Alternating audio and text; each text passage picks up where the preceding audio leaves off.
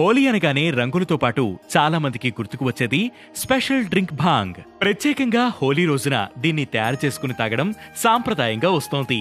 భాంగ్ మాత్రమే కాదు, హోలీ రోజు ఇతర మత్తు పదార్థాలను కూడా ఎక్కువగా తీసుకుంటారు.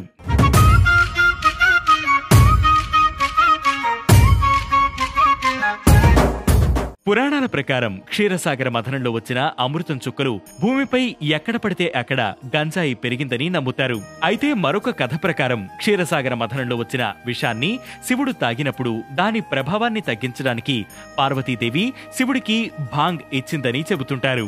ఒకరోజు శివుడు పార్వతీదేవితో గొడవపడి వెళ్లి ఒక చెట్టు కింద పడుకున్నాడు. తర్వాత లేచి ఆ చెట్టు ఆకులను తిన్నప్పుడు శివుడికి చాలా ఉత్సాహంగా అనిపించిందట.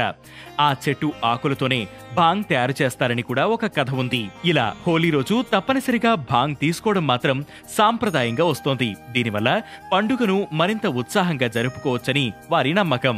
అయితే భాంగ్ తాగి హోలీ ఆడినంతసేపు బాగానే ఉంటుంది, కానీ మరుసటి రోజు హ్యాంగ్ ఓవర్ తో చాలా అసౌకర్యంగా ఉంటుంది. భాంగ్ శరీరాన్ని డిహైడ్రేట్ చేస్తుంది, కాబట్టి నీరు ఎక్కువగా తాగండి. పండ్లు, కూరగాయలు వంటి తేలికైన ఆహారం తీసుకోవాలి.